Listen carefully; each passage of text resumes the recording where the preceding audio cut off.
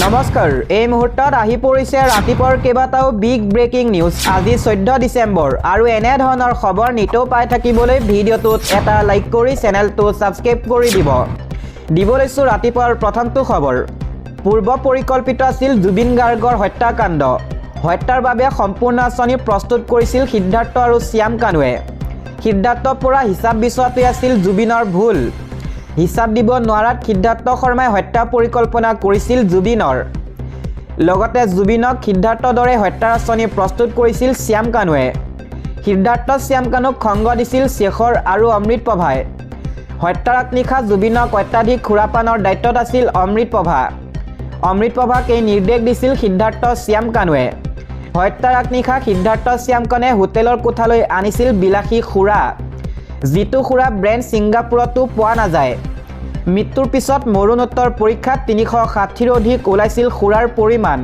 খুৰামত্ত অৱস্থাতে জুবিনক লৈ যোৱা হৈছিল সাগৰৰ মাজলৈ কেপ্টেইনৰ বাধা চৰ্তেও লাইফ জেকেট খুলি সাঁতুৰিবলৈ দিছিল জুবিনক সাঁতুৰাৰ সময়ত জুবিনক বাধা দিয়া নাছিল সিদ্ধাৰ্থ শেখৰ অমৃত প্ৰভাই ইয়াৰ পাছৰ খবৰ 75 মিনিট সাগৰৰ পাৰত পৰি আছিল জুবিন কিন্তু পোৱা নাছিল চিকিৎসা SIT চাৰ্জ চিটত এই ভয়ংকৰ তথ্য পোহৰলৈ আহিছে সিংগাপুৰত জুবিনৰ হত্যাৰ ব্লুপ্ৰিন্ট হোটেলৰ কোঠাত মদ্যপান কৰা হৈছিল জুবিনক শ্যাম কানুৱে জুবিনলৈ আনিছিল বিশেষ খুৰাৰ বটল অমৃত প্ৰভাৰ হাতত জুবিনৰ বাবে খুৰা তুলি দিছিল শ্যাম কানুৱে সিদ্ধাৰ্থ শেখৰৰ সহায়ত জুবিনক কৰা হৈছিল মদ্যপান খুৰাসক্ত অৱস্থাতে ইয়ত পাৰ্টিলৈ গৈছিল জুবিন 360 ml খুৰা পোৱা গৈছিল জুবিনৰ শৰীৰত অধিক মদ্যপান কৰাৰ বাবে অচেতন হৈছিল জুবিন সাঁতুৰি মাছভাগৰতে ভাগৰি পৰিছিল জুবিন 75 মিনিট সাগৰৰ পাৰত পৰি ৰৈছিল জুবিনৰ দেহ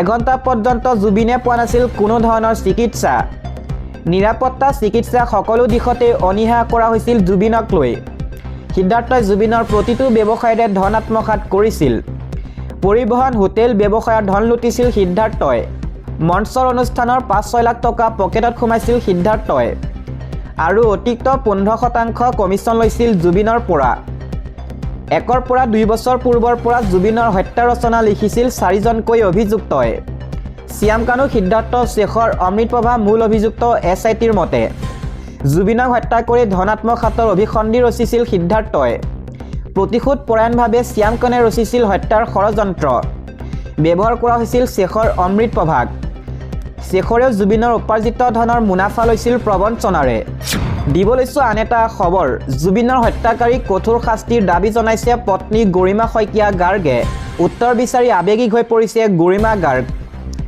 কি কাৰণত নিজৰ বুলি ভবা মানুহবোৰে হত্যা কৰিলে দোষীসকলক কঠোৰ শাস্তি দিয়ক সকলোবোৰ প্ৰশ্ন উত্তৰ বিচাৰি এনেদৰে এতিয়া আবেগিক হৈ পৰিছে গৰিমা গাৰ্গ SIT তদন্তত সন্তুষ্ট প্ৰকাশ গৰিমা শইকীয়া গাৰ্গৰ পৰৱৰ্তী খবৰ খিলঞ্জীয়াৰ ভূমিত মিয়াৰ ভয়ংকৰ আগ্ৰাসন ভূমি বেদখল কৰি মিয়াই জ্বলাই দিলে খিলঞ্জীয়াৰ ঘৰ নিশাটোৰ ভিতৰতে খিলঞ্জীয়াৰ ভূমিত মিয়াই সাজিছে ঘৰ খিলঞ্জীয়াৰ ভূমি বেদখলকাৰী মিয়াই সাজিছে গাঁও অভিযোগ দিয়াৰ পিছতো আৰক্ষীয়ে ব্যৱস্থা গ্ৰহণ নকৰাৰ অভিযোগ তীৰ্থনগৰী হাজোত মিয়াৰ এই ভয়ংকৰ কাণ্ড দিব লৈছো আন এটা খবৰ হুৰাহুৰে ধনী হৈছে বিজেপি 10,000 কোটিৰে সবাতোকৈ চহকী বিজেপি দল অভাৱনীয় হাৰত ধনী হৈছে বিজেপিৰ দল 20 বছৰতে 88 কোটিৰ পৰা হ'লগৈ 10,000 কোটি হুৰাহুৰে ভৰাল চহকী হৈছে বিজেপিৰ বিৰোধীৰ তুলনাত 75 গুণ বেছি পুঁজি বিজেপি সাংসদ তথা কংগ্ৰেছৰ কোষাধ্যক্ষ অজয় মাকেনে উদঙালে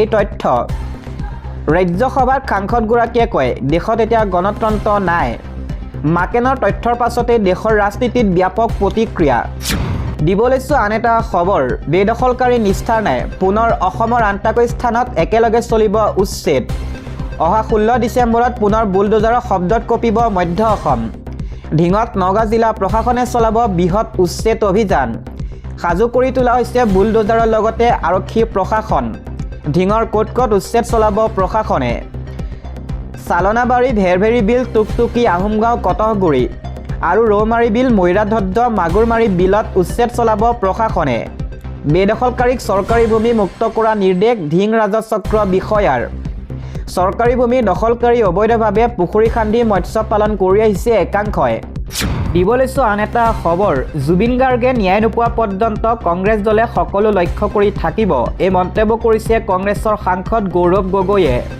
নতুন দিল্লীত আজি এক সংবাদমেলত জুবিন গাৰ্গ হত্যাকাণ্ড গোচৰৰ চাৰ্জশ্বীট দাখিল সন্দৰ্ভত প্ৰতিক্ৰিয়া ব্যক্ত কৰে অসম প্ৰদেশ কংগ্ৰেছ কমিটিৰ সভাপতি গৌৰৱ গগৈয়ে।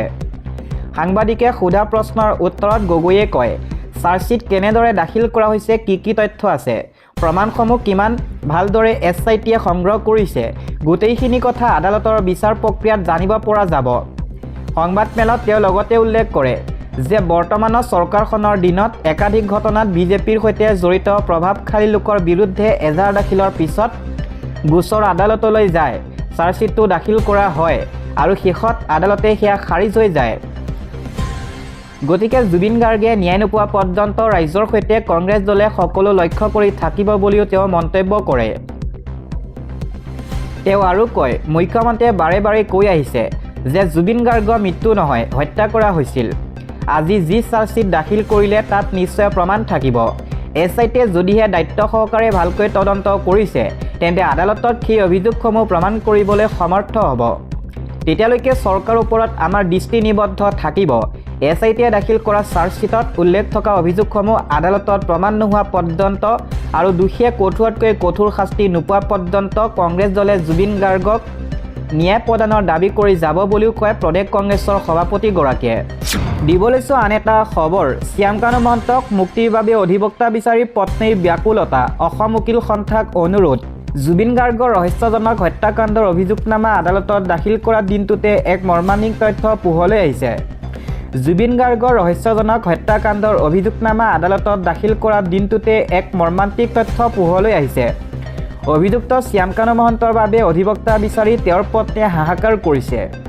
এই সন্দৰ্ভত তেওঁ অসম উকিল সন্থাই পূৰ্বে গ্ৰহণ কৰা সিদ্ধান্ত বাতিল কৰিবলৈ অনুৰোধ জনাইছে। মানৱীয় দৃষ্টিভংগীৰে এই গুৰুত্বপূৰ্ণ গোচৰটোৰ হৈ ওকালতি কৰিবলৈ শ্যামকানু মহন্তৰ পত্নীয়ে আহ্বান জনাইছে। সদৌ অসম উকিল সন্থাৰ প্ৰতিনিধিয়ে সংবাদ মাধ্যমৰ আগত এই সমগ্ৰ বিষয়টো সদৰি কৰে। তেওঁলোকে জনায় যে আগন্তুক সময়ত এই বিষয়টোক লৈ সন্থাই পৰ্যালোচনা কৰিব। উল্লেখযোগ্য যে জুবিন গাৰ্গৰ মৃত্যুৰ কাণ্ডৰ সৈতে জড়িত কোনো অভিযুক্তৰ বিৰুদ্ধে ওকালতি নকৰাৰ সিদ্ধান্ত লৈছিল অসম উকিল সন্থাই।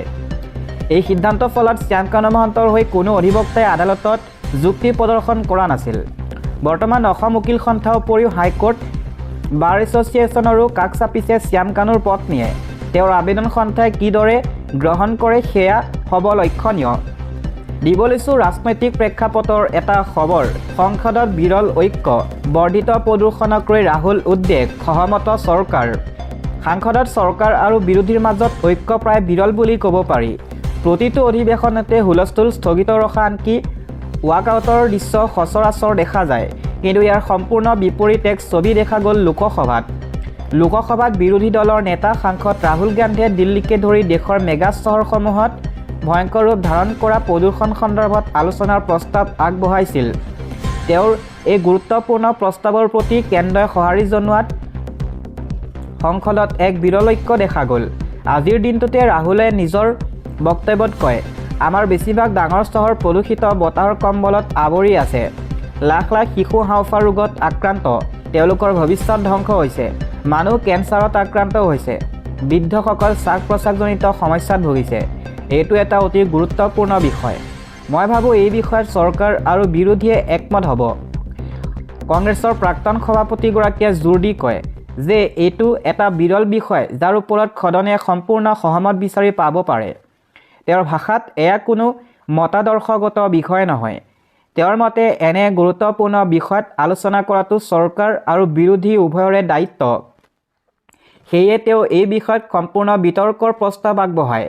সংসদীয় পৰিক্ৰমা মন্ত্ৰী কিৰেণ ৰিজিজুৱে ৰাহুল গান্ধীয়ে প্ৰস্তাৱৰ প্ৰতি সঁহাৰি জনাই কয়, ৰাহুল গান্ধীয়ে উত্থাপন কৰা বিষয়টো বাণিজ্য উপদেষ্টা সমিতিৰ দৃষ্টিগোচৰ কৰা হৈছে। প্ৰথম দিনাৰ পৰাই চৰকাৰে স্পষ্ট কৰি দিছে যে তেওঁলোকে সকলো গুৰুত্বপূৰ্ণ বিষয়ৰ ওপৰত আলোচনা কৰিবলৈ সাজু। বিৰোধীৰ পৰামৰ্শ গ্ৰহণ কৰি সমাধান বিচাৰিবলৈ সাজু। আমি চাম এই আলোচনা কেনেকৈ আৰম্ভ কৰিব পাৰি। আমি বিষয়টো আলোচনা কৰিবলৈ সাজু। প্ৰসংগক্ৰমে যোৱা কেইবছৰমানৰ পৰা দীপাৱলীৰ সময়ছোৱাত দিল্লীৰ বায়ু প্ৰদূষণৰ মাত্ৰাই এক আতংকজনক পৰিস্থিতিৰ সৃষ্টি কৰি আহিছে। এইবাৰো ছোৱালীৰ পাছৰে পৰা দিল্লীৰ বতাহ বিষাক্ত হৈ পৰিছে। এই পৰিস্থিতিৰ মোকাবিলা কৰিবলৈ দিল্লী চৰকাৰে ক্লাউড চিডিঙৰ ব্যৱস্থা গ্ৰহণ কৰিছিল। শেহতীয়াকৈ ইয়াৰ পৰীক্ষাও কৰা হৈছিল, কিন্তু কীৰ্তিকাৰ্য হোৱা নাই। অৱশ্যে 3টা বিফল পৰীক্ষাৰ বাবে ইতিমধ্যে প্ৰায় 1.07 কোটি টকা ব্যয় কৰা হৈছে, কিন্তু কোনো লাভ হোৱা নাই। ইয়াৰ বিপৰীতে প্ৰদূষণৰ মাত্ৰা বৃদ্ধিয়ে পাইছে। আনকি মুম্বাইৰ দৰে চহৰতো প্ৰদূষণে শিখৰত উপনীত হৈছে। আন চহৰতো প্ৰদূষণৰ মাত্ৰা বৃদ্ধি পোৱাৰ ফলত জনসাধাৰণৰ মাজত উদ্বেগ প্ৰকাশ পাইছে।